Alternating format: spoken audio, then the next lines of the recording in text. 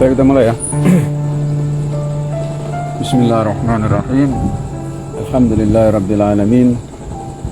Wabihi nasta'in wa la hawla wa la quwata illa billahil aliyyil azim. Subhanak la ilma lana illa ma 'allamtana. Allahumma 'allimna min ilmikal mahzun wa sunni bisutrikal masun. Asyhadu an la ilaha illallah wahdahu la syarika lah wa asyhadu anna sayyidana wa habibana Muhammadar Rasulullah. Allahumma fashalli wa sallim ala nabiyil karim wa ala ahli baitihi at-tahirin wa ashabihi al-khayrin al-fadilin wa man tabi'ahum bi ihsan ila yaumiddin. Ma'asyiral mu'minin rahimakumullah. Assalamualaikum warahmatullahi wabarakatuh. Alhamdulillah, pada malam yang mulia ini kita bertemu kembali untuk melanjutkan kajian tafsir surat Al-Fatihah, masih di ayat Iyyaka na'budu wa iyyaka nasta'in. Di bagian akhir tentang ayat ini sedikit tambahan, dan nanti kemudian kita akan lanjutkan lanjutannya ayat ihdinas siratal mustaqim. Ya. Sebagai pendahuluan,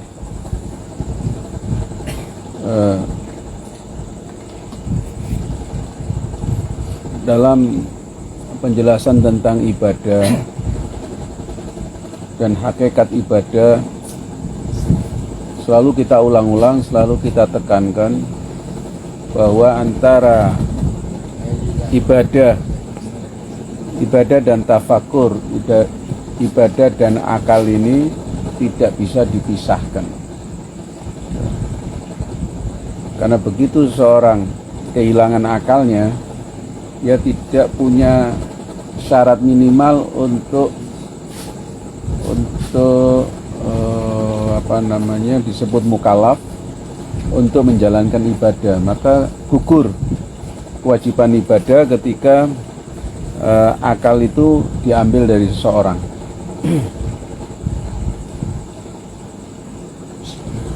Ya. Kemudian pada terkait dengan mafhum tentang ibadah dan kaitannya dengan akal, ya, nanti ada pembahasan tentang makna qurb dan liqa, makna kedekatan dengan Allah dan perjumpaan dengan Allah.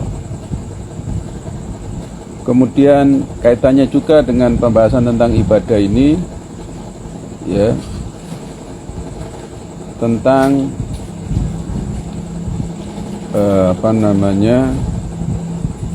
maqam, manzil, dan hal. Kemarin saya isyaratkan, tapi untuk hari ini saya tekankan lagi. Kemudian terkait juga dengan ibadah, ada satu maqam yang itu nanti Allah berikan kepada hamba-hamba khususnya. Ya, nanti disyaratkan dalam hadis a'datu li ibadi, itu hadis qudsi. Ya, kemudian terkait dengan ibadah juga makna ibadah. Paling tidak ada 3 model ibadah. Nanti kita akan bahas itu. Yang pertama, untuk membuka wawasan ini,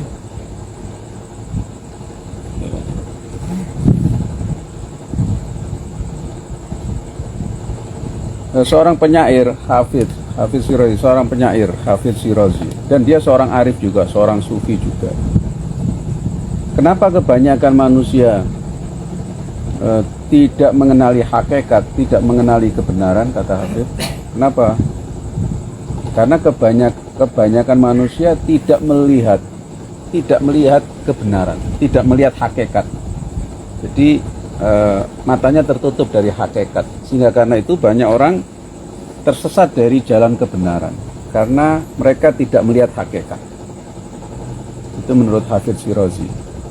Tapi kemudian menurut Rumi, menurut Maulana Jalaluddin Rumi tidak, kata Rumi.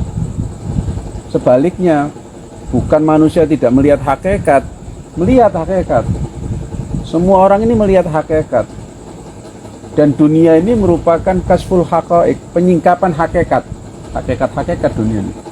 Manusia hakikat manusia, hewan hakikat hewan, tumbuh-tumbuhan ini semua hakikat ini. Nyata kan? Masa Anda mengatakan bahwa enggak, saya lihat kambing, kelihatannya kambing ini palsu. Ada orang yang meragukan. Semua ini hakikat. Ada orang yang ragu terhadap dirinya ada? Enggak ada. Setiap orang yakin bahwa ada, saya ada, tumbuh-tumbuhan ada, hewan ada, dan semua makhluk ini ada.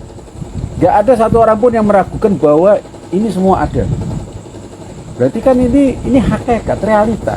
Semua orang mengamini, semua orang percaya tentang hakikat-hakikat ini. Lalu kenapa berbeda? Kalau kemudian semua orang percaya bahwa ini hakikat semua yang dilihat, kenapa terjadi perbedaan? Kenapa kemudian berbeda? Nah, kata Rumi di sini menarik. Rumi punya pandangan berbeda dengan Hafid tadi. Bukan nggak melihat, tetapi cakupan pandangan manusia itu setiap orang berbeda-beda. Ya. Semua melihat, tapi sudut pandangnya berbeda-beda. Ini sama dengan anekdot angka 6 atau angka 9. Ya kan? Dilihat dari mana, ya kan? Saya kalau dari sini bisa jadi 6, ya kan? Tapi ente ngelihatnya dari situ 9, kan gitu lah. Kemudian berantem. Ana dan ente berantem. Saya ngotot ini 6. Ente yang di sana ngelihatnya apa? 9. Nah, ini menunjukkan kebodohan kita. Kita tidak dewasa, kita sangat kanak-kanak sekali, ya kan? Kita berantem, bahkan saling menyalahkan, saling menyesatkan, saling mengkafirkan, bahkan saling membunuh, hanya karena kita melihatnya dari sudut pandang yang berbeda. Saya melihatnya dari sini 6, ente melihatnya dari sana 9. Nah ini, jadi kata Rumi sebetulnya melihat, cuma sudut pandangnya ini berbeda. Dan yang dilihat ini sudah sangat luas. Dan bisa setiap pandangan punya penafsiran tersendiri. Ya, punya penafsiran sendiri. Misalnya ada seorang meneliti, satu ilmuwan sama-sama ahli binatang, meneliti kehidupan semut. Ya. Sama-sama di fasilitasnya sama, semua dikasih fasilitas yang sama. Tapi hasil penelitiannya bisa jadi apa? Berbeda. Ya kan, ada satu bukan anekdot, ini satu hikayat menandakan betapa ilmu manusia ini terbatas. Saya pernah isyaratkan itu ya. Ada peneliti-peneliti, satu peneliti dari satu negara meneliti tentang gajah, ya kan? Ya, begitu. Yang pertama-tama pemula, ya kan, begitu meneliti gajah, langsung hasil penelitiannya apa? All about elephant. Semua tentang gajah, judul bukunya itu. Semua tentang gajah. Ini peneliti pemula, jadi masih meneliti, belum pernah lihat gajah, langsung meneliti gajah, menganggap penelitiannya all about elephant. Semua tentang gajah. Akhirnya kemudian datang rombongan peneliti yang kedua. Nah, mulai lebih dewasa dia. Akhirnya apa? Dia bilang bukan all about elephant, tapi part about, ya, sebagian dari gajah. Ini bagian juzuk minal fil. Jadi judulnya apa? Judul hasil penelitiannya sebagian tentang gajah. Jadi kalau ente mau baca, ini sebagian penelitian kita tentang gajah. Tapi ya, tidak menandakan semua tentang gajah. Ya. Dan yang terakhir, dia bilang, kita sama sekali tidak mengetahui apa itu gajah. Iya kan? Sama sekali, begitu mendalam bilang, kita nggak bisa menyimpulkan apa itu gajah. Iya kan? Ini sama dengan anekdot waktu Rumi menyinggung bahwa ada satu daerah di India nggak pernah lihat gajah. Gajahnya dibawa malam-malam, ya kan? Lalu setiap orang diberi kesempatan untuk megang gajah dan kemudian menilai sesuai dengan pegangannya tadi. Kalau yang megang buntutnya kan gimana dia menafsirkan gajah? Hah? Dianggap seperti apa? bagian punggungnya menafsirkan seperti apa? Papan atau apalah. Yang megang kupingnya mungkin dianggap seperti kipas, ya kan? Jadi setiap area tertentu yang dipegang dan itu terbatas, itu tidak menafsirkan gajah secara utuh. Di situ Rumi mengatakan, andaikan waktu itu ada pelita, ada lampu, ada damar, selesai. Persoalannya kita ini nggak punya lampu dalam diri kita. Persoalannya dalam diri kita ini, hati kita nggak ada siraj, nggak ada lampu. Kita melihatnya lampu dari luar. Ya, ilmu itu nur, ilmu itu cahaya dari dalam muncul. Kenapa ente bertanya kepada kiai, bahkan kepada siapapun orang alim? Kenapa ente nggak bertanya kepada diri ente sendiri? Ya, apa jaminannya bahwa si fulan itu pasti benar? Saya tidak mengatakan bahwa kiai nggak benar, tidak, jangan salah paham, ya kan? Saya ingin mengatakan bahwa ada ilmu yang itu bisa kita pahami sendiri. Kita nggak perlu bergantung kepada siapapun. Tetapi karena kita nggak bisa, ya, mendatangkan cahaya dalam diri kita sehingga kita merujuk kepada orang lain. Apalagi kalau kemudian orang lain itu kita anggap 100% benar, itu kesalahan kita. Ya. Jadi kembali kepada perkataan dari apa tadi, Maulana, dia bilang bahwa hakikat itu bukan nggak bisa dilihat. Setiap orang melihat, tetapi yang dilihat itu sangat terbatas. Dengan segala keterbatasannya tidak bisa mencakup semua, sehingga kemudian orang menilai berdasarkan sudut pandangnya, berdasarkan kapasitas pandangannya. Ya. Kemudian berangkat dari sini ada yang menarik. Kalau pernah dengar karma, karma ini bisa dikatakan soko gurunya, kiainya, kiai ya, dia apa ya, pencetus madhab ini loh, apa, sosialis atau apa, komunis, ya kan, itu karma, itu pendiri dan pencetus sosialisme, komunisme, salah satu penggagasnya itu Karl Marx. Karl Marx bilang apa? Udaba, hukama, orang sastrawan, para penyair, ahli-ahli hikmah, para filsuf itu, ya, hanya memberi, memotret dunia, hanya menggambar dunia aja. Tapi kita yang mengubah dunia, kata Karma. Kita yang mengubah dunia. Kaum sosialis, kaum komunis yang mengubah dunia. Kalau itu perhatikan pandangan-pandangan sosialis, pandangan-pandangan komunis itu kan dia menggerakkan orang kan, bikin perubahan, ya kan, bikin perubahan, ya kan. Tidak ada kepemilikan untuk orang-orang tertentu, kepemilikan semua itu punya rakyat dan sebagainya, kita harus bagi-bagi dan sebagainya. Artinya dia ingin menciptakan sebuah perubahan yang dalam waktu yang singkat dan dirasakan oleh banyak orang. Nah, di sini andaikan Karl Marx hidup, kita akan katakan apa kepada Karl Marx? Bagaimana Anda akan mengubah dunia, ya, kalau Anda tidak mengubah pikiran Anda, ya, pola pikir Anda. Ya. Perubahan itu dimulai dari pandangan Anda tentang dunia itu. Dunia itu sendiri, Anda harus punya pandangan yang jelas. Ketika pandanganmu jelas tentang sesuatu, baru nanti ketika kamu ubah sesuatu itu akan tampak indah, tampak menarik, dan tampak utuh, tampak sempurna. Tapi kalau pandanganmu tidak utuh, kamu mengubah sesuatu, ya akan rusak nanti. Nah, segala sesuatu itu berangkat dari sini, pikiran, dari fikrah, dari ide, ya kan? Nah, para nabi itu datang, sekian ribu para nabi datang untuk mengubah apa? Mengubah pola pandang kita. Ya, dari pandangan syirik kepada tauhid, dari kebodohan kepada ilm. Itu tugasnya nabi. Wa yu'allimuhumul kitab. Para nabi ini adalah yu'allimuhumul kitab wal hikmah, mengajarkan kepada mereka kitab dan hikmah. Jadi maksudnya apa? Mengubah pandangan seseorang.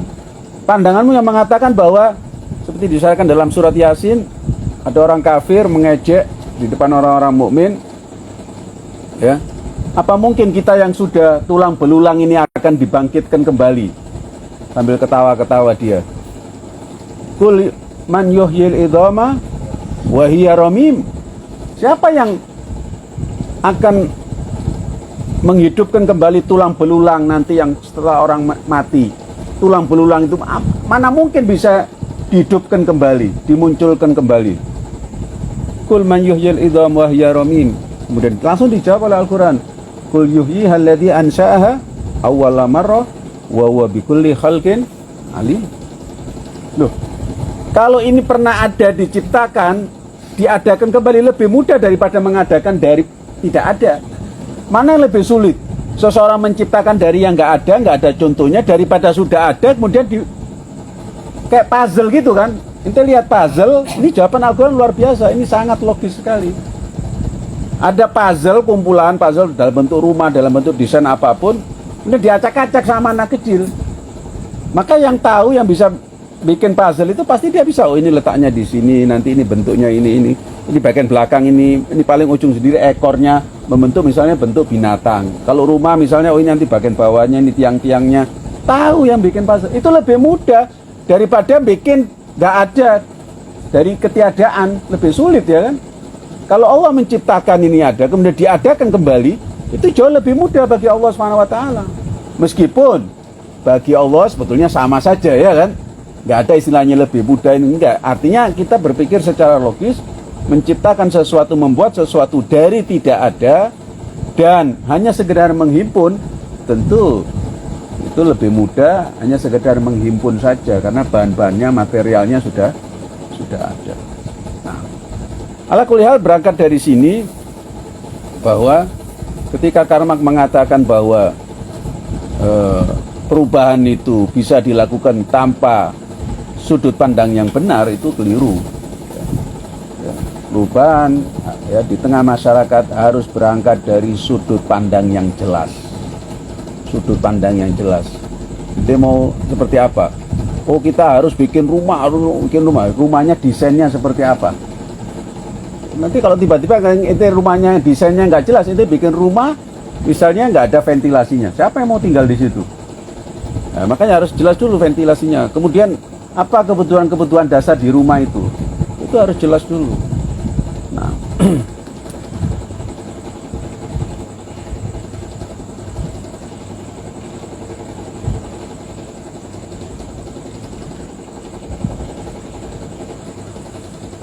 kemudian yang lain dalam halaman 13 tafsir surat Al-Fatihah Al-Qushairi di sini diisyaratkan tentang magom orang-orang yang dekat kepada Allah SWT. Marahil, tingkatan-tingkatan. Al-ibadah fasal al-ibadah nuzhatul qasidin. Yang pertama qasidin, saya memahaminya ini adalah tingkatan-tingkatan. Qasidin dari kata-kata gasad. Ya. Haj, salah satu makna haji itu al-qasdu, bertujuan ke tanah suci untuk beribadah kepada Allah. Ya. Al-Ghasad ini makom pertama orang menuju Allah itu Al-Ghasad. Dia mengarahkan dirinya kepada Allah SWT, bertujuan kepada Allah SWT. Dan ini diibaratkan dengan seorang yang piknik, pergi ke suatu tempat, jelas dia akan tuju tempatnya di mana, berapa lama di situ, ya kan? Apa bekal yang ingin disiapkannya, ya kan? Paham ya? Jadi pertama ini diibaratkan seperti piknik. Jadi jelas tujuannya kemana, akan kemana. Ya. Karena itu ahli ma'rifat mengatakan bisyarah terbesar di dunia itu apa? Bisyarah bukan amplop ya. Bisyarah terbesar di dunia itu apa? Bisyarah itu kabar gembira bagi manusia. Bisyarah terbesar bagi manusia apa setelah manusia ada di dunia ini? Ada yang tahu nggak? Bisyarah terbesarnya apa?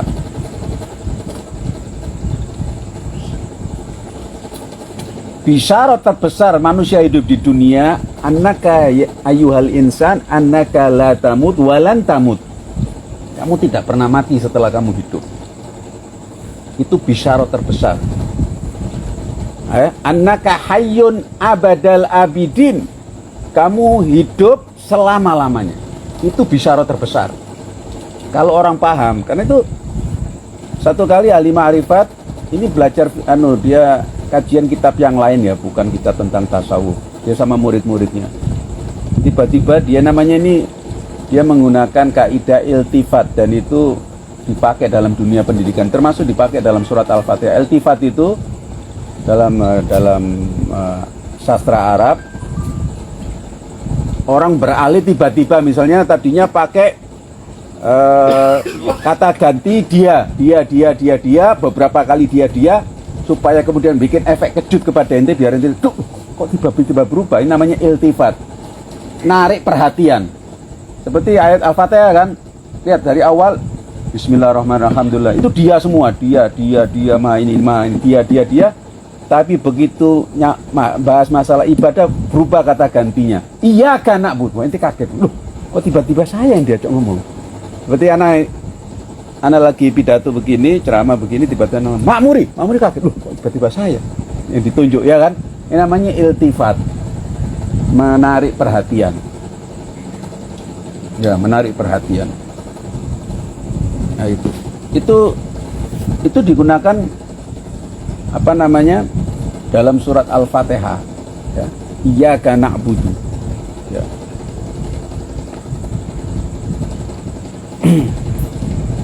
Ya. Kaidah al-iltifat, ya.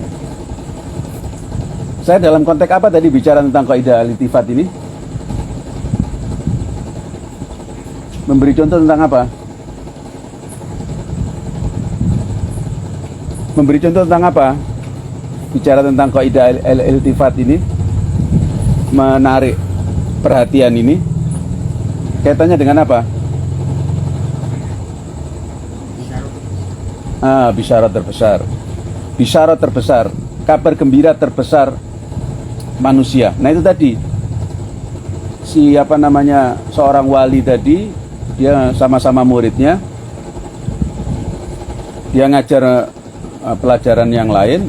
Nah, dia menggunakan kaidah iltifat tadi, menarik perhatian. Dia tiba-tiba langsung berdiri, langsung bilang sama murid-muridnya, ayuhat tullab, wahai murid-muridku, ya kan, tahukah kalian ya, bahwa khuliqtum lil abad, bahwa kalian ini diciptakan untuk selama-lamanya, bukan untuk setahun, bukan 2 tahun, bukan 1 miliar, bahkan bukan untuk zaman yang kalian apa, bayangan ente yang tidak terbatas, itu di atas semua, itu nggak bisa dibayangkan.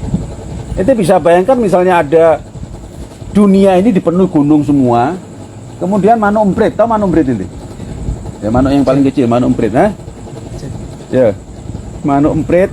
Setiap hari bayangkan ya, seluruh dunia ini aja, dunia ini isinya cuma gunung, ya kan? Gunung apa? Gunung biji-bijian. Dan manuk emprit itu setiap hari ngambil cuma berapa? 1 biji. Besok lagi 1. Kira-kira kapan habis nggak kira-kira? Habisnya itu gunung bijian tadi. Ini seluruh dunia loh. Bukan gunung yang sekarang ada, misalnya cuma di Cirebon ada gunung Cermeng, enggak. Seluruh dunia ini dipenuhi dengan gunung, dan manuk emprit tadi apa? Ngambil berapa? Cuma 1. Kira-kira habisnya kapan? Kebayang nggak itu? Hah?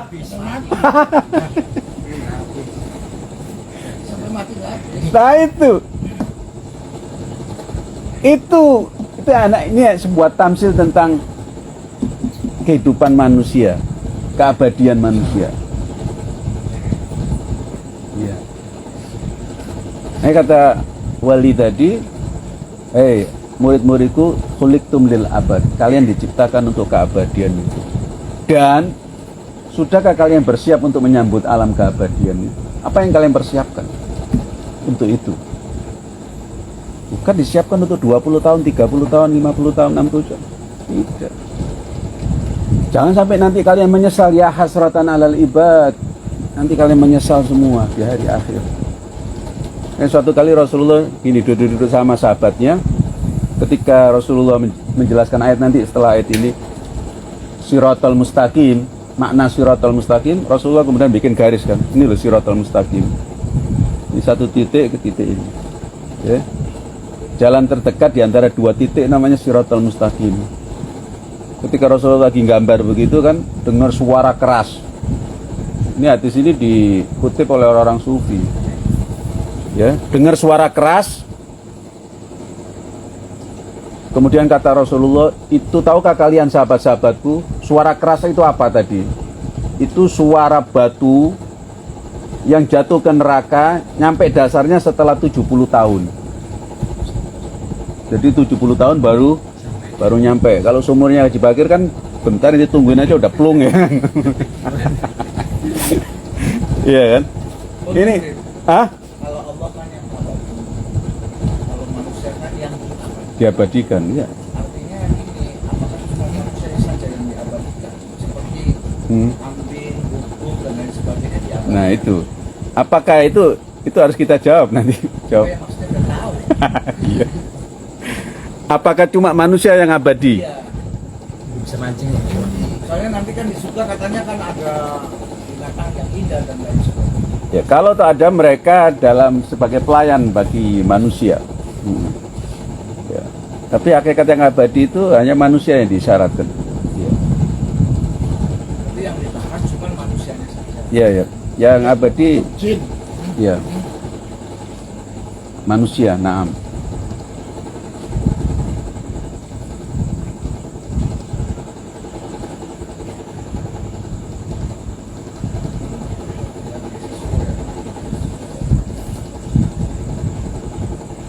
Ya. Jadi yang pertama tadi al-qasidin. Ibadah pada tahapan yang pertama itu al-qasidin, nuzha, piknik tadi. Qasid dia bertujuan tertentu dalam waktu tertentu ya. Dia siapkan bekalnya dan seterusnya. Nah, yang kedua, makom yang kedua muridin. Mustaruhul muridin. Murid ini diserahkan di sini, dia tempat istirahat. Kalau piknik orang sebentar habis itu pulang. Tapi kalau murid ini makom yang lebih tinggi daripada qasidin tadi. Muridin berarti apa? Orang ingin nginep.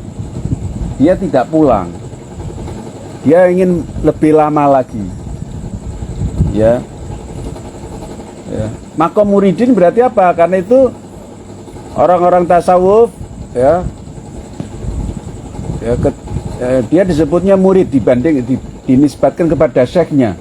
Disebut ini muridku. Murid dalam bahasa Arab ya. Kalau murid bahasa Indonesia kan masih anak-anak kan. Orang dianggap murid. Tapi murid dalam bahasa Arab itu artinya orang yang sudah mendalam ilmunya. Orang yang diterima sebagai seorang murid bagi seorang syekh. Nah, muridin. Kemudian yang keempat, jadi kalau yang tadi muridin ini dia beristirahat bersama kelasnya, dia tinggal di situ, nginep di situ, menikmati fasilitas-fasilitas itu, tapi nggak punya kesempatan untuk berduaan, untuk merasakan keintiman, keakraban. Ini muridin. Nah, yang ketiga, makomnya apa? Makomul muhibbin. Nah, ini muhibbin, pecinta. Nah, di sini muhibbin merasakan al-uns. Disyaratkan oleh Kusyairi ya, al-uns lil muhibbin. Dia merasakan keintiman, merasakan keakraban. Dia berdialog dengan kekasihnya. Nah, dan puncaknya adalah wa marta al-bahja lil arifin. Nah, arifin ya, makom tertinggi, ahli ma'rifat ya. Nanti diisyaratkan, ini diisyaratkan dalam ayat. Bentar, saya baca.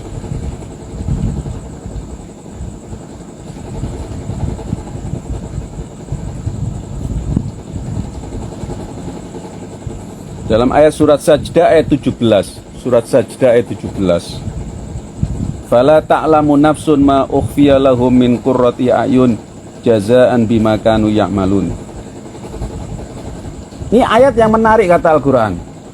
Biasanya ketika Allah menyebut tentang pahala-pahala, janji-janji disebut itu.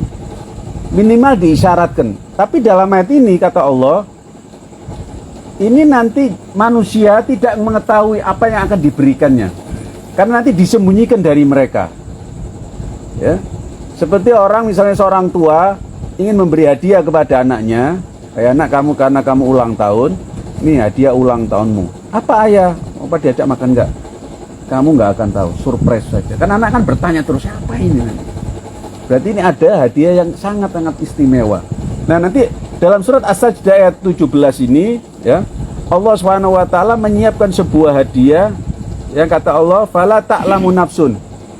Manusia nggak akan tahu hadiah yang diberikan apa. Dan aku sembunyikan, kata Allah Subhanahu wa taala. Nah, ayat ini ditafsirkan oleh hadis, ya. Oleh hadis dalam kitab Shahihul Bukhari disebutkan perawinya Abu Hurairah, ya, kalau Allah tabaraka wa taala, a'datu li ibadiyas shalihin ma la ainun ra'at wala udunun sami'at wala khatara ala qalbi bashar. Nanti aku siapkan kepada hamba-hambaku yang soleh, ya. Soleh, ya, ini bukan orang-orang biasa loh, ya. Jangan bayangkan mafhum pengertian tentang orang soleh dalam Al-Quran bukan orang yang hanya sekedar ahli ibadah, orang baik, enggak, lebih tinggi dari itu. Karena soleh dalam istilah Al-Quran ini sebuah makom yang tinggi, yang para nabi minta kepada Allah digabungkan bersama orang-orang yang soleh, ya. Doanya para nabi, misalnya Nabi Yusuf, wa alhiqna bi ibadikas sholihin, ya Allah gabungkan aku bersama hamba-hambamu yang soleh. Jadi as-sholihin ini sebuah makom yang tinggi, sehingga Nabi minta digabungkan bersama orang-orang yang soleh, ya. Kata Allah dalam hadis qudsinya, aku akan siapkan kepada hamba-hambaku yang soleh sebuah hadiah. Hadiah yang seperti apa? Gak pernah dilihat oleh mata, ya kan? Gak pernah didengar oleh telinga, dan tidak pernah terlintas di hati manusia. Ya, itu hadiah yang Allah berikan kepada hambanya. Setelah saya telah kelihatannya ada potongan yang dalam hadis ini yang ini dikhususkan kepada hamba-hambanya yang khusus. Ya. Artinya di sini ada kenikmatan-kenikmatan surga itu sifatnya fisikly seperti di dunia, makanan-makanan, meskipun ketika ahli tafsir dikatakan dalam surat Al-Baqarah wa utubihi mutasyabihan, ya, makan, silakan kalian makan makanan ini. Orang-orang ahli surga yang masuk surga bilang, loh, ini makanan sama yang kita dapatkan di dunia, sama, misalnya ada semangka, ada ijur, ada apa, tapi ternyata setelah dimakan kok rasanya berbeda, ya, dan bentuknya secara zahir sama, ya, ada tafsiran seperti itu, tapi rasanya jauh berbeda, ya. Itu kenikmatan lahiriah.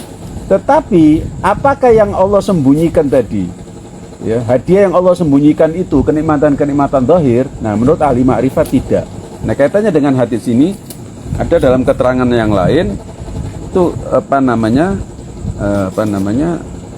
lanjutannya atau bagian yang hilang, yaitu apa? A'datu li ajli ibadiyas sholihin bi ma'rifati wa musyahadati. Ya. Jadi aku siapkan untuk hamba-hambaku yang soleh, ya, satu kenikmatan khusus, yaitu kenikmatan khusus ya seperti apa? Bima'rifati, mereka punya ma'rifat kepadaku, bermakrifat kepadaku, dan mereka menyaksikan aku. Lah ini kenikmatan khusus yang tidak Allah berikan kepada setiap orang. Ini mungkin menurut saya lebih tepat disebut sebuah kenikmatan yang puncak, bahkan itu puncak kenikmatan ketika hamba-hamba khususnya Allah Subhanahu wa taala mendapatkan makrifat tentang Allah Subhanahu wa taala. Dan ini ada kaitannya nanti dengan pembahasan ini, iyyaka na'budu wa iyyaka nasta'in. Hakikatnya ketika orang menyembah Allah itu kan berusaha mendekatkan kepada Allah Subhanahu wa taala. Dekat kepada Allah itu apa maknanya dekat kepada Allah? Ya. Dekat kepada Allah apa dekat secara fisik? Bukankah Allah ini meliputi segala sesuatu? Alam dunia ini kan merupakan penampakan duhurnya Allah, ya kan? Penampakan dari Allah. Lalu kenapa kita harus berusaha mendekatkan diri kepada Allah? Allah tidak jauh, Allah meliputi segala sesuatu, ya kan? Kalau Allah sudah meliputi segala sesuatu, wallahu min waraihim muhit. Allah ini di belakang meliputi segala sesuatu. Allah muhit terhadap ciptaannya semua. Lalu kenapa kita disuruh mendekat kepada Allah? Hah? Padahal harus nempel. Seperti ikan. Ikan disuruh memahami air. Ikan, hal ta'lam alma. Kata ikan, apa kamu tahu air? Loh, saya ini hidupnya di air, bersama air, dan tidak mungkin tidak bersama air. Lalu bagaimana Anda tanya saya, apa itu air? Dan ketika saya berpisah dari air, saya akan mati. Karena air itu muhitun bisamak, dia meliputi ikan. Gak bisa dipisahkan dari ikan air itu. Ya kan? Allah SWT meliputi alam wujud ini. Bagaimana kita mendekat kepada Allah? Nah, mendekat di sini tentu maksudnya bukan mendekat secara fisik, bukan al-qurb makani, bukan mendekat secara tempat. Karena Allah meliputi segala sesuatu. Bukan juga mendekati secara zaman, waktu, tidak. Allah selalu ada kapanpun, ya kan? Bukan juga al-qurbul jismi, dekat secara fisik, ya. Karena bagi Allah tidak ada bedanya. Ente di mana, ente dasar laut, ente di atas tanah, ente dimanapun bagi Allah itu sama saja. Di atas, di bawah itu nggak ada maknanya bagi Allah Subhanahu Wa Taala. Ya. Wa huwa fil ardi ilah wa fis sama ilah. Dia tetap Allah, mau di atas langit, di bawah bumi, tetap Allah Subhanahu Wa Taala. Ya, kuasanya meliputi segala sesuatu. Ya. Lalu apa yang dimaksud dekat kepada Allah Subhanahu Wa Taala itu? Kita mendekatkan kepada Allah Subhanahu Wa Taala. Nah, ini dalam sebagian keterangan ya, ini terbuka untuk diskusi. Ya, antum bisa setuju, bisa tidak. Ya. Mendekat kepada Allah, pendekatan kepada Allah itu pendekatan dalam pikiranmu. Apa yang kamu pahami tentang Tuhan, itu maksudnya. Ketika pemahamanmu benar tentang Tuhan, kamu dekat kepada Allah. Saya kasih contoh ya, sekedar contoh ya. Siapa antum namanya? Hah? Amrudin. Nah, Amrudin. Amrudin tahu ana kan? Bagaimana ana bisa mengatakan dia dekat kepada ana benar? Sejauh mana pengetahuan dia tentang apa? Tentang ana. Semakin benar berarti dia dekat sama ana. Kalau dia salah, orang yang nggak tahu ana, bagaimana menilai ana? Wah, Habib Al-Kaf itu gini. Salah, nggak benar ini. Nah, semakin orang paham ana, berarti semakin dekat kepada ana. Berarti pemahaman dia nggak salah tentang ana. Nah, Allah juga begitu pemahaman kita. Makhluknya, bagaimana kamu memahami tentang Allah Subhanahu Wa Taala? Semakin dekat ma'rifatmu kepada Allah, kamu semakin benar ma'rifatmu, kamu semakin dekat kepada Allah Subhanahu Wa Taala. Jadi perjalananmu menuju Allah itu, tauhidmu itu tauhid dalam pikiranmu. Pikiranmu tafakur ini. Ya. Tafakurmu tentang Allah kalau benar, maka kamu akan dekat kepada Allah Subhanahu Wa Taala. Tapi kalau tafakurmu salah, ya kamu akan jauh dari Allah Subhanahu Wa Taala. Ya kan? Gitu aja. Ketika kamu memanggil Allah Subhanahu Wa Taala, bermunajat kepada Allah Subhanahu Wa Taala, kalau munajatmu benar, Allah akan mengamini doamu. Tapi kalau munajatmu salah, ya kamu akan salah. Ya.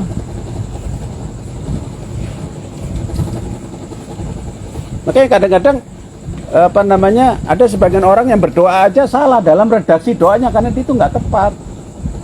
Kemudian ada orang-orang waliullah kemudian mengkoreksi doanya. Misalnya kalau nggak salah di zaman Imam Ja'far Shadiq itu ada orang berdoa masuk ke masjid, ya Allah jauhkan aku dari fitnah katanya. Doanya kurang lebih begitu ya. Jauhkan aku dari fitnah. Setelah selesai dipanggil orang, ya fulan, kamu tadi saya dengar berdoa jauhkan aku dari fitnah. Nggak mungkin Allah menjauhkan kamu dari fitnah, karena kehidupan ini fitnah. Iya kan?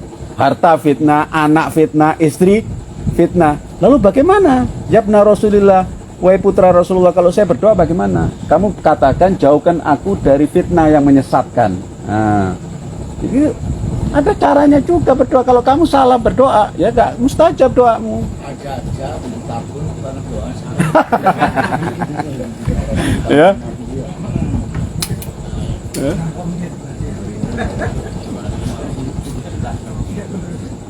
Tapi bukan berarti Mustafa tak ngerti.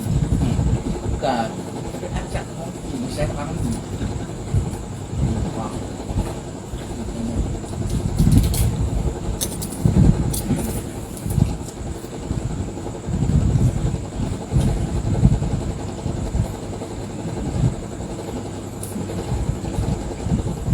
Ya, saya lanjutkan lagi.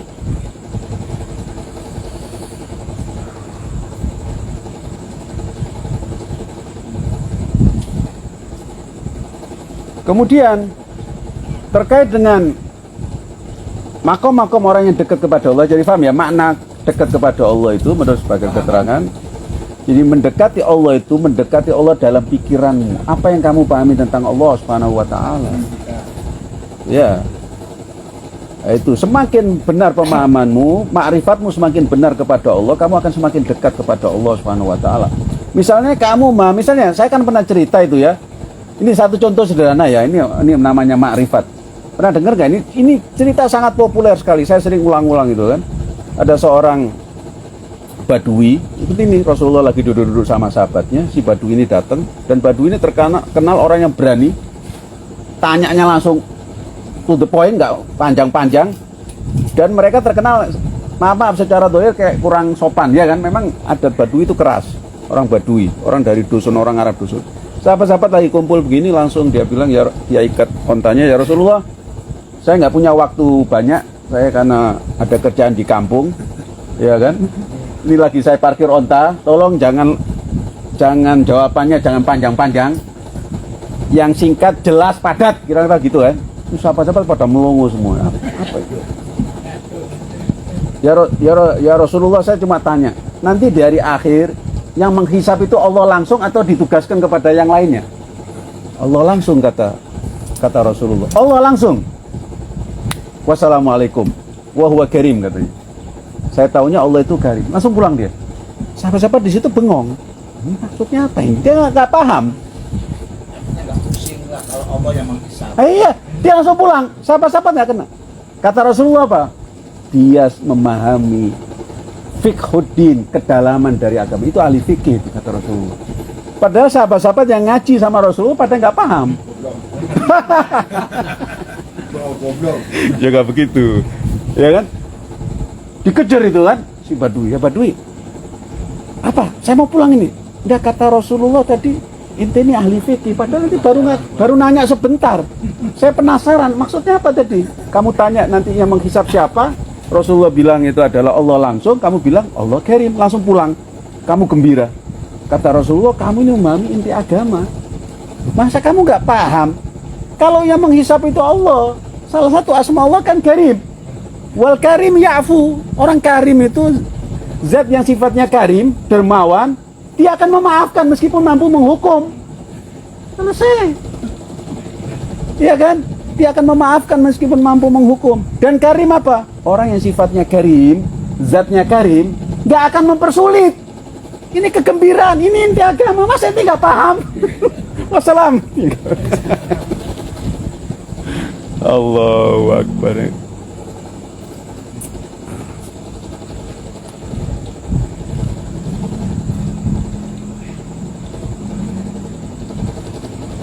Kemudian terkait dengan makom al-qurb, kedekatan dengan Allah Subhanahu wa taala.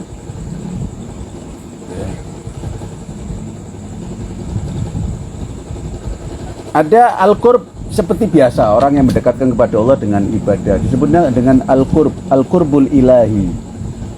Ya. Dan yang kedua lebih tinggi disebut itu az-zulfa. Zulfa ini kedekatan yang lebih dekat lagi, lebih intim lagi. Ya. Ini lebih tinggi daripada al-qurb. Ya. Dan yang ini makom akhosul khawas, makom khawasul khawas, khususnya orang khusus, makom orang-orang yang pilihan. Yaitu apa? Orang-orang yang itu tadi, orang-orang yang mendapatkan musyahada ru'yatillah, menyaksikan wajahnya Allah Subhanahu wa taala. Tapi jangan ditafsirkan wajah secara zahir ya. Artinya menyaksikan keindahan jamal ilahi. Seperti yang disyaratkan dalam hadis tadi yang saya baca. Tadi surat As-Sajdah 17 itu. Ini menandakan bahwa dalam ibadah ini ada tingkatan-tingkatan. Jangan kamu gebiau ya kamu anggap kemudian sama setiap orang tingkatannya. Tidak. Ya, para nabi ada tingkatan tertentu, wali-wali ada tingkatan tertentu. Ya. Imam Ali Zainal Abidin mengisyaratkan ini dalam doanya kalau nggak salah, dalam salah satu munajatnya, munajat ar-raghibin itu dia mengisyaratkan itu. Jadi ada makom al-qurb untuk orang-orang awam, orang yang dekat kepada Allah, ya, tapi pendekatan yang umum. Ya, zulfa, pendekatan lebih dekat lagi, ya. Dan yang ketiga, makom orang-orang yang memandang ya wajahnya Allah Subhanahu wa taala, memandang keindahan Allah Subhanahu wa taala. Nah, maka itu sebagian doa-doanya ahli ma'rifat itu, munajatnya aulia itu seperti munajatnya Sayyidina Ali, kadang-kadang kita nggak paham. Dia bilang apa? Sobartu ala adabik. Gusti, ini salah satu munajatnya Sayyidina Ali. Wahai Gusti, saya bisa bersabar menghadapi siksaanmu. Saya bahkan kalau kamu masukkan aku dalam nerakamu, aku sabar untuk menerima siksaanmu. Ya kan? Untuk menerima hukumanmu. Fa kaifa asbiru ala firaqik? Bagaimana mungkin aku bisa bersabar berpisah darimu? Ya. Bagaimana mungkin aku tahan untuk tidak melihat wajahmu yang indah? Maka ini munajat-munajat secara romantis seperti ini, ya, ini hanya bisa difahami oleh al-arifin, orang-orang ahli ma'rifat. Orang-orang biasa akan bingung. Kok diadab oleh Allah kok malah seneng, ya kan? Ini gimana? Karena kebanyakan orang awam menghindar untuk tidak dihukum oleh Allah Subhanahu wa taala. Ya, urusannya ibadahnya hanya untuk mendapatkan apa? Surga. Meskipun nggak ketemu sama pemilik surga, nggak urusan dia. Yang penting makan enak, ya kan? Ya, muttaqiina 'alal araik, ya, dia selendehan di dipan-dipan di surga, dapat jamuan sebanyak mungkin, nggak ketemu Gusti Allah, ora apa-apa, ya kan? Loh, ini nggak apa-apa, ini tauhidnya orang-orang awam, ya kan? Itu Allah kasih, nggak apa-apa. Kan itu disahkan dalam Al-Quran, mereka bersama hum wa aswajuhum fi dilalin alal araiki muttaqin, mereka bersama pasang-pasangannya, ya kan, pada selendean, pada rebahan di dipan-dipan yang luar biasa, di bawahnya sungai-sungai yang mengalir, ya, tajri min tahtimul anhar, sungai-sungai dari madu, dari susu, ya kan.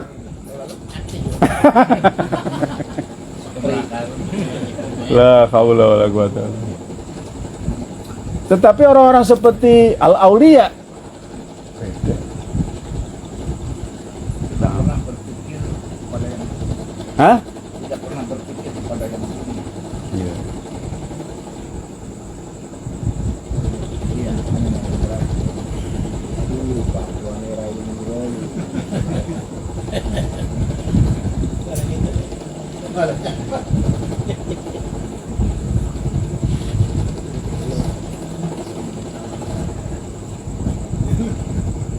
Nah, kemudian di lanjutan ini Imam Bushairi bilang biha qurratu a'yunihim.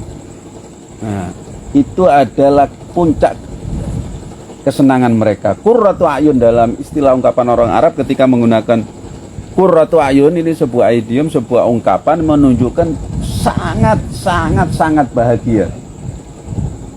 Qurratu a'yun diungkapkan dengan qurratu a'yun. Karena biasanya kebahagiaan itu diawali dengan sebuah pandangan, penglihatan. Orang kalau melihat sesuatu yang menyenangkan, matanya seolah bergembira. Ya.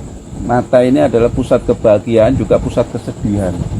Kalau melihat sesuatu yang membahagiakan, mata pertama kali yang merespon.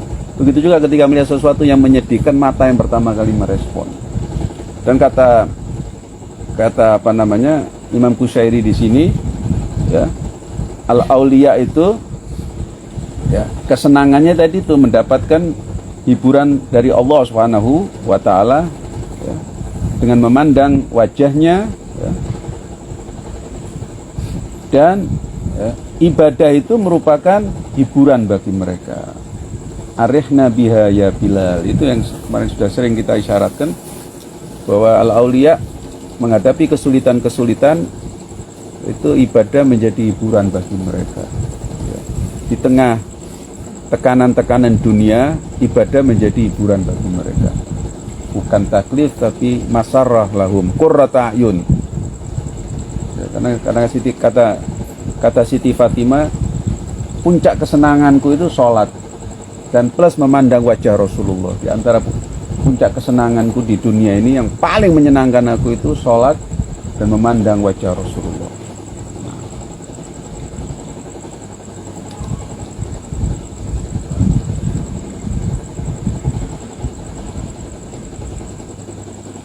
A'izzai ikhwani rahimakumullah. Jadi itu penjelasan tentang qurb, kedekatan dengan Allah. Kemudian terkait dengan ayat iyyaka na'budu wa iyyaka nasta'in, ya.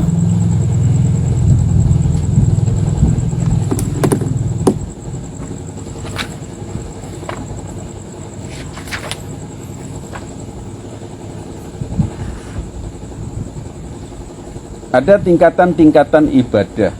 Ada ya, minimal 3 tingkatan ibadah dalam ayat iyyaka na'budu wa iyyaka nasta'in. Yang pertama, ini yang dialami oleh kebanyakan kita orang-orang awam ya. Dalam beribadah, menganggap ibadah itu seperti hubungan antara maula dan abad, antara tuan dan majikan. Jadi saya sebagai tuan dan majikan, tuan dan hamba. Sebagai hamba, sebagai sahaya, saya diperintahkan jam sekian harus melaksanakan ibadah. Saya laksanakan dan selesai. Dan majikan posisinya di sana di atas, saya di bawah. Saya jauh, jaraknya cukup jauh antara dia. Saya nggak bisa bermunajat secara langsung, saya malu. Nah, ini karena merasa ada jarak, ya kan, antara hamba dan majikan. Ini level ibadah yang pertama. Dan ini kebanyakan orang seperti itu kan. Dia menganggap Tuhan itu terlalu jauh. Dia di sana, dia pokoknya beribadah. Kalau toh berdoa, biasanya doa-doa yang maksur saja. Doanya ini ada dalam kitab. Apa dia kemudian pernah nggak dia curhat kepada Allah? Berdialog langsung kepada Allah, bermunajat kepada Allah? Enggak. Karena dia nggak biasa seperti itu, ya kan? Dia nggak terbiasa, malu dia, atau merasa, loh, siapa saya? Tuhan, Allah itu. Nah itu, jadi hubungannya seperti hubungan antara tuan dan majikan. Itu level ibadah yang pertama. Yang kedua, tingkatan ibadah yang kedua, ini lebih tinggi dari yang pertama. Ibadah menunjukkan ya, menampilkan ma'bud, yang ditampilkan adalah Allah Subhanahu wa taala, yang ditampilkan adalah yang disembah. Ya. Bahwa ibadah ini adalah tugasku sebagai manusia, tapi ini adalah bentuk ketaatanku kepada Allah Subhanahu wa taala.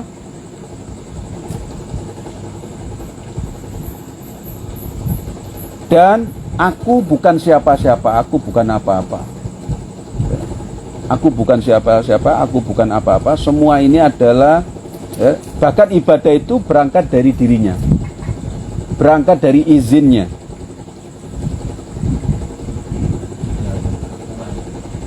Hah? Tidak ada keakuan.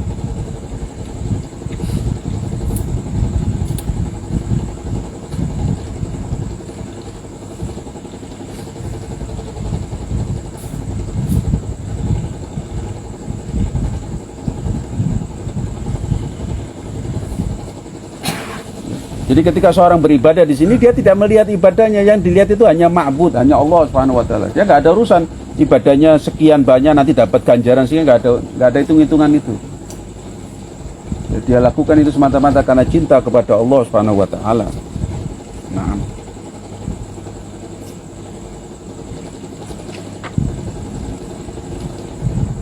Dan yang terakhir, makom yang terakhir, ibadat, nah ini paling tinggi sekali, ibadat pada tingkat fana, pada tingkat kematian. Dia tidak sudah ya, dia tenggelam dalam cintanya Allah Subhanahu wa taala.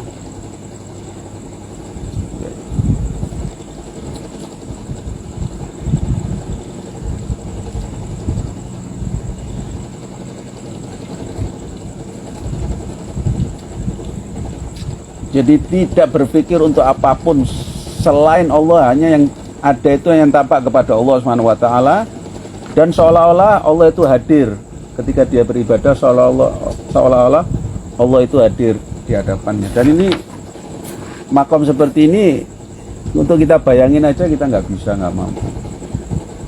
Ya, suatu kali Imam Ali Zainal Abidin wudhu, ketika wudhu aja udah gemeteran dia, menggigil dia. Sahabat-sahabatnya heran, apa yang terjadi? Apa Anda masuk angin? Apa kurang enak badan? Enggak, kata Imam, ini ketika aku sholat itu aku sudah merasakan ya, haibahnya, wibawanya Allah SWT. Itu belum sholat loh, ketika wudhu saja. Kita wudhu aja, bismillah aja jarang lupa kita. Padahal sunnah yang paling sederhana itu kita lupain ya kan. Wudhu, kita kan kebanyakan wudhu ya. Untuk mengucapkan bismillah aja kita lupa. Padahal katanya kullu amalin ya, yang diawali dengan bismillah itu barokah. Sekedar untuk melakukan sunnah yang sederhana aja kita lupa. Nah. Hah? Kenapa?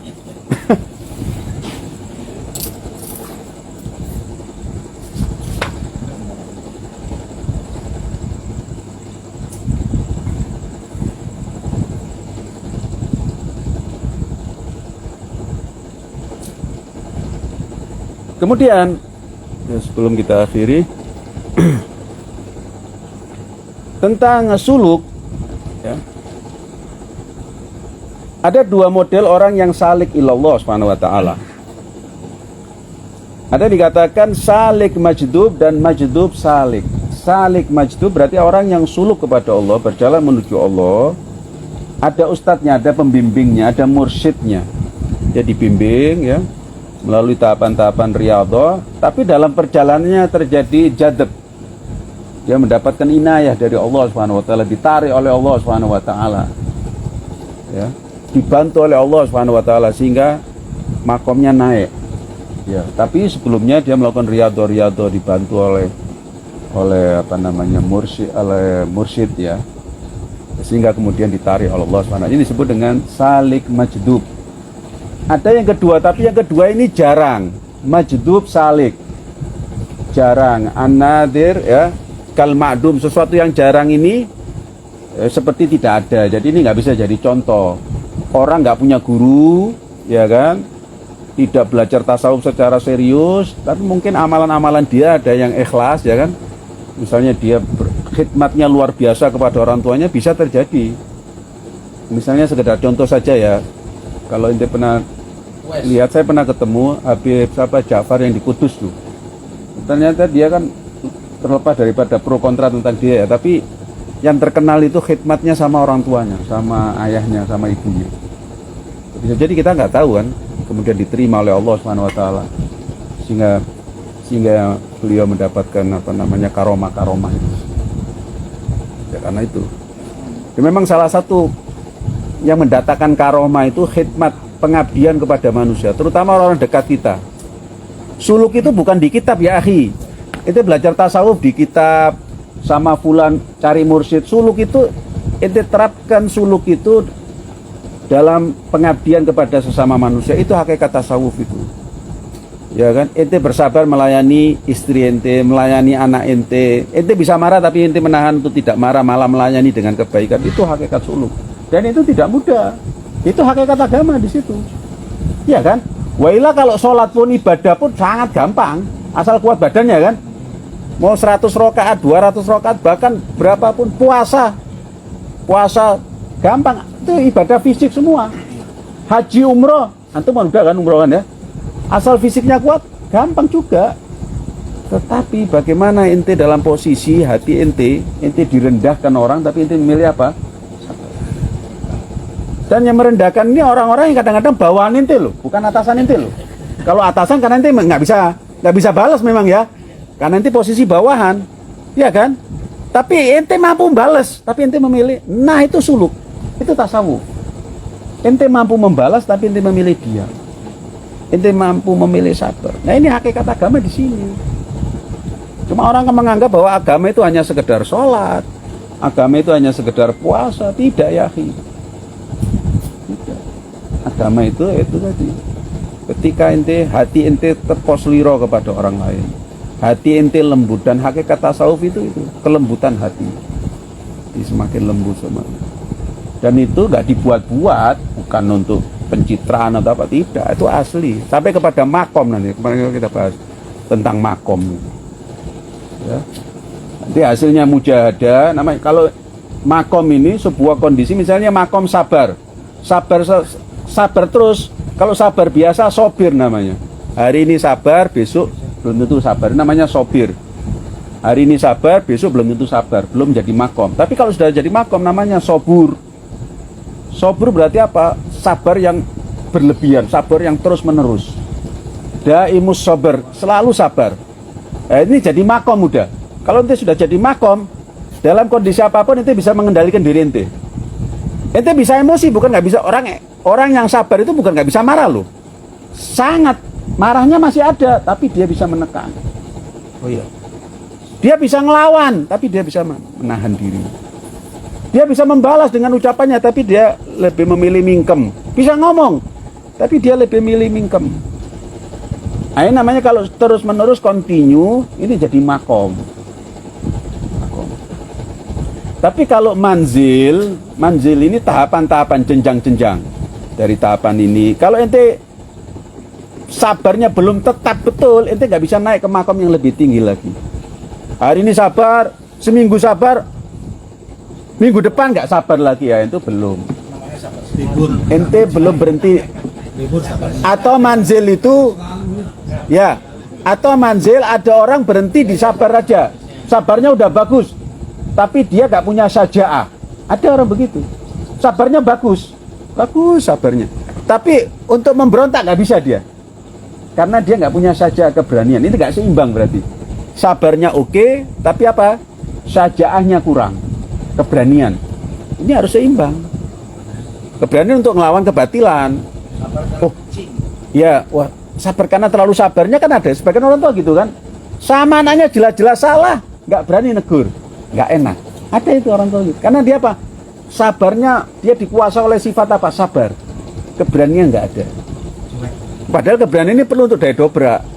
Dan keberanian ini perlu digunakan untuk apa? Untuk pendidikan. Untuk pendidikan ini penting. Ya. Dan untuk pendidikan itu penting.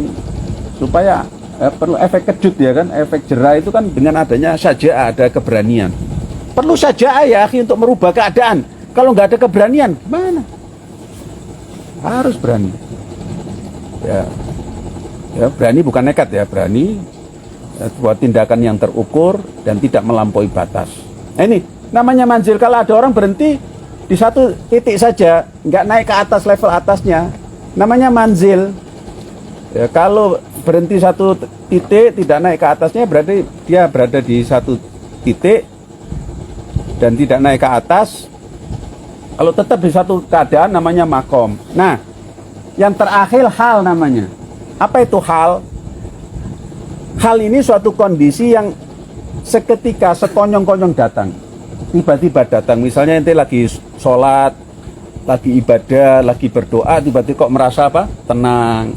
Kayak ada bisikan-bisikan, ilham-ilham, ya kan? Itu namanya hal. Nah, sewaktu-waktu. Ya, hal ini nggak bisa ente harapkan terus-menerus. Kata ahli ma'rifat, dawamul hal muhal. Hal ini nggak bisa terus-menerus. Ente mau, saya kepingin ya kayak waktu doa di mana? Ente misalnya kemarin waktu di sebelah apa? Di sebelah Baitullah, ente merasakan luar biasa khusyuknya ya. Lah ente mau bayangkan gitu terus ya, ente ke sana. Dan itu keadaan itu sesaat saja. Itu tiba-tiba saja. Ya, tiba-tiba ente merasa sedih, tiba-tiba ente merasa senang. Itu kadang-kadang Allah berikan ketika seorang dalam kondisi beribadah kembali kepada Allah SWT. Itu namanya hal. Tapi hal ini nggak bisa continue, sesaat saja.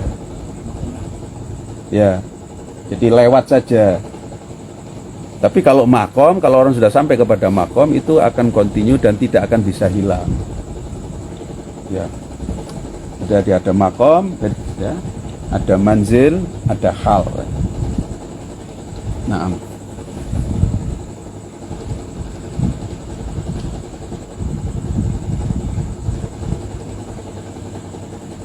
dan saya akhiri dengan sebuah kisah, ada kisah sebagai penutup. Seorang sufi, Ibrahim Adham, mungkin pernah dengar namanya Ibrahim Adham. Ibrahim Adham ini, makanya ini juga jangan salah paham. Orang sufi itu tidak harus orang miskin. Ya. Jadi sufi ini, tasawuf ini bukan pelarian dari kenyataan hidup. Jadi ada orang belajar tasawuf karena banyak masalah, sufi kemudian itu bukan. Hah? Dagang baju-baju. Sufi terus Dagang nggak payu-payu kemudian belajar tasawuf. namanya sepi. Sufi, saya sudah katakan ya, sufi bukan pelarian, sufi ini pencarian. Ya, sufi bukan pelarian tapi pencarian. Kalau ente mencari hakikat Islam ya tasawuf ini. Bahkan tasawuf ini qalbul Islam, jantungnya Islam itu tasawuf. Jadi kalau ente masih belum mengamalkan batinnya Islam, jantungnya Islam tasawuf, ya ente berada di bagian luarnya Islam, bagian ketepian, bagian pinggiran, ya kan, bagian kulit. Kalau ente kan pernah ingat gak waktu kita launching tentang majelis ini, anak kasih tamsil tasawuf itu duren, ya kan, ya. Ente kalau mau mendalami Islam, hakikat Islam itu seperti duren itu apa? Ya isinya. Tapi untuk sampai kepada isi duren itu, apa yang harus ente lakukan? Hah? Nah, ente harus berhadapan dengan kulit luarnya ini.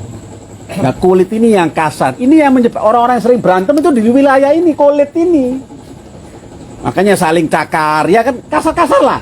Saling mencakar, ya kan, saling menjatuhkan, saling memukul. Semua ini wilayah kulit. Tapi orang begitu masuk kepada inti ajaran Islam, kandungan Islam, yaitu tadi jeroannya tadi, kedalamannya tadi, selesai. Dia nggak mungkin berantem lagi. Makanya orang, ingat nggak kata Imam Ghazali? Kata Imam Ghazali, kalau ada dua orang yang berantem, sama-sama orang berdakwah kepada Allah, berantem, pasti salah satunya atau dua-duanya berjuang bukan karena Allah.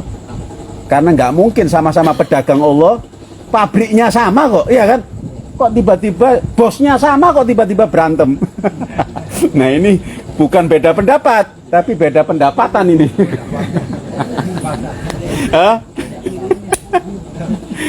Allahu Akbar. Nah, itu persoalannya. Jadi kalau orang bersama-sama berjuang untuk Allah, nggak mungkin berantem. Saya misalnya, saya ngajar, kemudian ada orang juga ngajar yang sama. Orang itu lebih alim dari saya, kemudian saya hasut murid-murid. Sini. Kalian jangan ngaji ke fulan-fulan. Kenapa? Itu sesat, itu kitabnya nggak bener. Karena saya tahu dia ngajar lebih alim dari saya, lebih bagus dari saya. Intinya apa? Saya takut kehilangan murid kok. Lah ini saya bukan berjuang untuk Allah, saya berjuang untuk hawa nafsu. Kalau betul-betul berjuang untuk Allah, saya lakukan, fulan, malah saya akan rekomendasikan dia. Jangan ngaji ke saya saja. Misalnya di sini, di perbetulan ini saya yakin, saya tahu persis ada orang yang lebih alim dari saya. Mau kiai, mau habib, nggak ada urusan. Siapapun. Ana akan sampaikan dan Ana nggak tersinggung dan Ana tidak marah, nggak ada masalah. Dan Ana tidak pernah merasa memiliki kok. Ya kan? Semua ini dengan izin Allah. Saya datang ke sini dengan izin Allah. Kalian datang ke sini dengan izin Allah.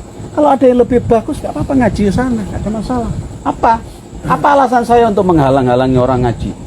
Nggak ada masalah. Kalau toh dia misalnya nggak selevel dengan saya, nggak masalah. Khazanah, perbendaraan, ya kan? Menambah perbendaraan, menambah wawasan, nggak masalah. Nah ini yang terjadi karena memang kita belum melakukan sesuatu itu bukan karena Allah. Dan ini memang yang nggak mudah. Ini persoalan hati ya, akhi. Untuk melakukan, ya, innama nut'imukum liwajhillah la nuridu minkum jazaan wala syukura. Ini sekali lagi tidak mudah. Oke, waktu udah lama saya ngomong. Gini, sebagai penutup tadi saya cerita tentang Ibrahim Adham, seorang sufi yang dia mantan pejabat dan raja. Kalau sekarang ini presiden lah, presiden raja di daerah Balakh, ya. Dia raja, ya.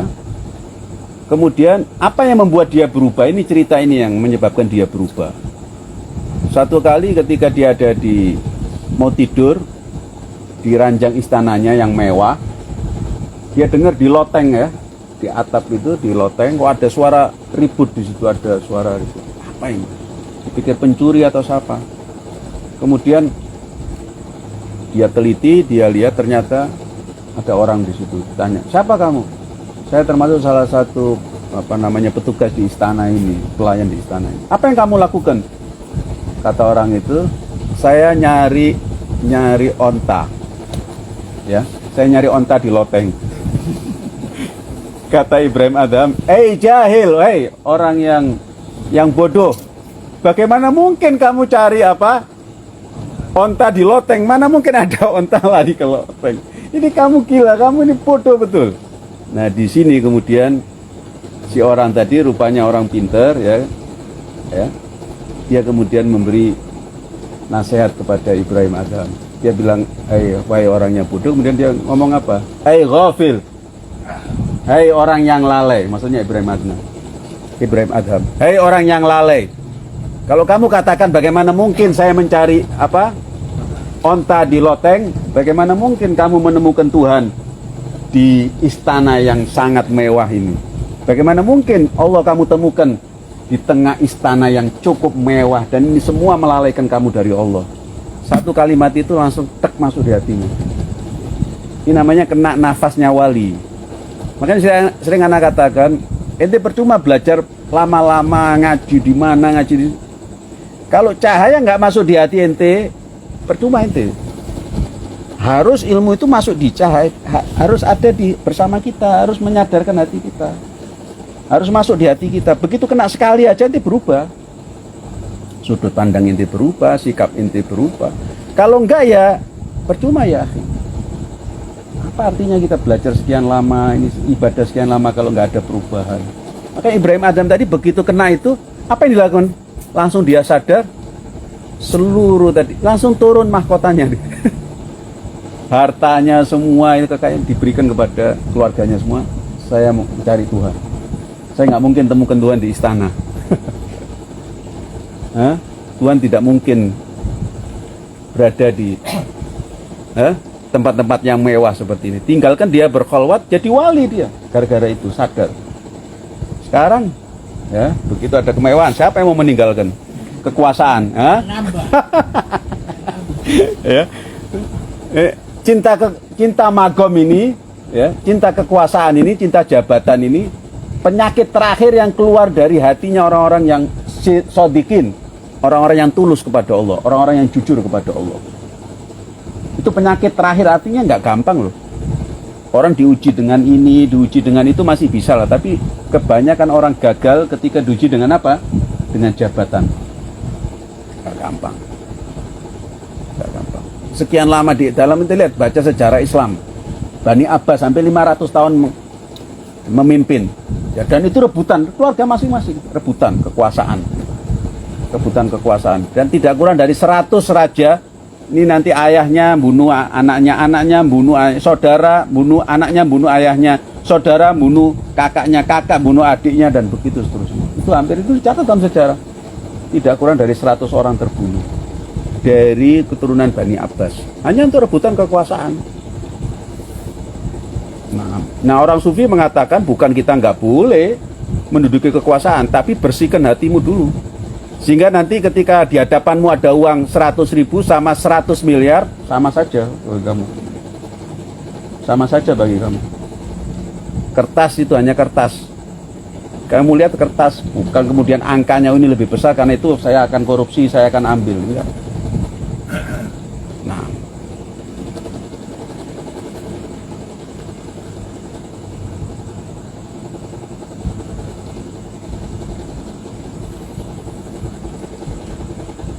Aizai rahimakumullah, insyaallah nanti pada pertemuan berikutnya kita masuk kepada ayat ihdinas siratal mustaqim, ya.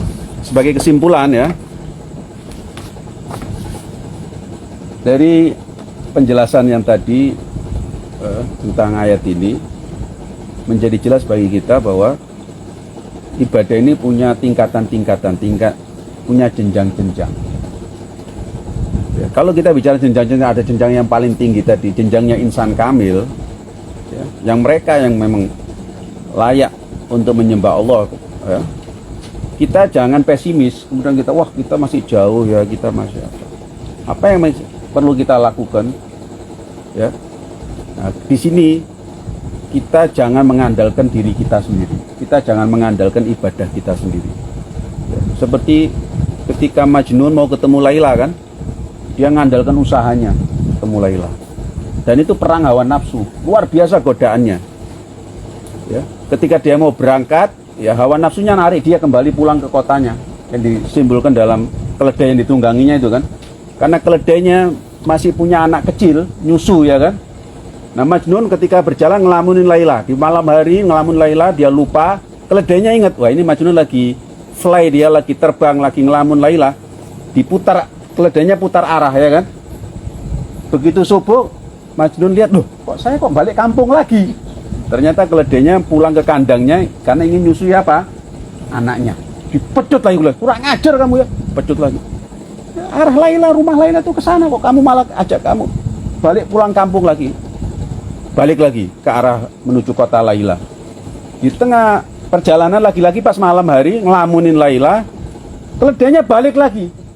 Pagi lihat berada di dekat kandangnya lagi. Rupanya keledainya ini punya anak tadi, mikirin anaknya mau nyusui anaknya. Lah ini sebuah tamsil bahwa dalam perjalanan menuju Allah kita selalu ditarik oleh apa? Hawa nafsu. Baik hawa nafsu itu diri kita atau orang-orang dekat kita yang tidak mendukung kita. Rata-rata misalnya kita punya rumah, kita nggak punya kamar khusus untuk kita biar ibadah secara tenang, ya kan? Ada musolanya anak, seperti tempat antum itu enak tinggal nyebrang. Tuh. Hah? Bisa tenang kan? Artinya nggak terpisah. Tapi kebanyakan kita kan rumah kita itu kita tidak desain untuk ada satu tempat khalwat, tempat ibadah yang kita sholat nggak diganggu oleh siapapun. Dan kalau diciptakan tempat sholat juga tempatnya di pojok yang Iya. sisa ruangan. Ya. Ya. Akhirnya setelah berulang kali terus begitu terjadi, Majnun putus asa. Kalau gitu saya nggak akan pernah sampai kepada Laila ini kan. Apa yang terjadi kemudian? Dia putus asa. Saya punya kepentingan untuk bertemu Laila. Ini keledai saya punya kepentingan yang lain. Ini simbol hawa nafsu. Dia mau kembali kepada anaknya. Saya ingin ketemu Laila. Nggak akan ketemu terus ini, berantem terus. Apa yang terjadi? Majnun turun, ambil pisau, keledainya dibabat, ya kan? Nah, begitu dibabat, ya kan? Ini namanya jadab. Dia kemudian tidak mengandalkan dirinya. Dia berserah diri, tawakal kepada Allah. Saat itu langsung katanya Laila ada di depannya. Kemudian diantar oleh Laila menuju rumahnya. Nah, ini simbol kadang-kadang dalam perjalanan menuju Allah Subhanahu wa taala ini kita mengalami kebingungan, mengalami banyak masalah dan lain sebagainya. Tapi kalau kita tawakal kepada Allah, minta kepada Allah, nanti Allah akan bukakan jalannya. Ya kan? Dan itu tidak mustahil ketika minta kepada Allah Subhanahu wa taala, bertawasul kepada aulia, bertawasul kepada Rasulullah, ya. Maka ruh-ruh mereka itu akan datang, ya kan? Dan akan mengantarkan kita. Tapi kalau manusia mengandalkan dirinya sendiri, percaya kepada dirinya, percaya kepada kitab sekalipun, percaya kepada apapun selain Allah Subhanahu wa taala, maka perjalanannya akan lama, ya, akan tersendat-sendat, ya. Tapi kemudian bahkan bisa jadi tidak sampai 6. Tapi ketika kita kembali kepada Allah Subhanahu wa taala, percaya dengan pertolongan Allah Subhanahu wa taala, jadi nggak usah pesimis, kita berserah diri kepada Allah Subhanahu wa taala, taslim kepada Allah Subhanahu wa taala, dan minta kepada Allah Subhanahu wa taala supaya kita wa'alhikna bi ibadikas sholihin. Itu doa yang bagus yang dibacakan oleh para nabi. Ya Allah, wa'alhikna bi ibadikas sholihin. Al-hikna itu apa? Kita ketinggalan dan kita pasti tertinggal, ya kan? Kalau masih ingat kan Anda pernah jelaskan kenapa dosa itu disebut asim dalam bahasa Arab, ya. Asim itu sebutan untuk onta yang nggak bisa berjalan dan tertinggal dari kafilahnya. Karena itu orang yang berbuat dosa disebut dengan asim. Dibayangkan seperti onta yang kakinya pincang, tertinggal dari kafilah. Kita ini ketinggalan ya akhi. Begitu kita lalai dari Allah, kita tertinggal. Karena itu ahli marifat mengatakan, kamu dimanapun kamu pergi, lagi macet, kamu bawa tasbih. Kalau nggak ada tasbih, kamu ingat kepada Allah. Dimanapun kamu berada, kamu tidak ingat kepada Allah, itu ghaflah kamu lalai. Dan hidupmu akan sia-sia. Hidupmu akan sia-sia. Nanti dari akhir ada orang-orang yang minta diizinkan oleh Allah kembali ke dunia hanya sekedar untuk mengucapkan la ilaha illallah. Karena dia menyesal sekian banyak waktunya kosong, dia hidup di jalan, dia hidup di sawah, dia hidup di pasar, kenapa nggak berzikir kepada Allah? Ya kan? Ya pertama nggak apa-apa kita zikir dengan lisan kita, lama-lama dengan hati kita sadar bahwa kita menyebut Allah, la ilaha illallah, berzikir kepada Allah. Kalau enggak kita kelalaian, kita lalai, dan itu akan mendatangkan penyesalan nanti di hari akhir. Ya. Jadi sekali lagi, dengan kita berdoa kepada Allah, wa alhiqna bi ibadika sholihin, ya Allah gabungkanlah kami, kita tertinggal ini, sangat jauh tertinggal dari orang-orang yang soleh, tapi kalau kita ditarik oleh Allah SWT, alhiqna, ini kita tertinggal misalnya di ujung sana, orang-orang soleh berada di sini, kita sangat jauh ketertinggalan. Kalau kita mau ngejar nggak mungkin, udah kita nggak mampu, kita lelah, kita lemah. Tapi kalau wa alhiqna, kita ditarik oleh Allah SWT, ada jadab dari Allah, ditarik, kita tinggal ditarik oleh Allah. Nih, ditaruh di softnya as-solihin. Nah, nanti makna ini akan menjadi jelas ketika kita akan jelaskan ayat ihdinas siratal mustaqim. Apa itu makna sirat? Dan siapa alladzina an'amta, orang-orang yang mendapatkan nikmat berada di jalan siratal mustaqim ini. Ya. Kita tertinggal dari perjalanan kafilah menuju Allah SWT sangat jauh sekali. Tetapi nanti ketika kita minta kepada Allah, tawasul, minta kepada Allah supaya ditarik dan digabungkan bersama alladzina an'amta ghairil maghdubi alaihim waladdallin, kita akan bersama mereka. Nah, itu yang kita mintakan kepada Allah Subhanahu wa taala. Itu saja.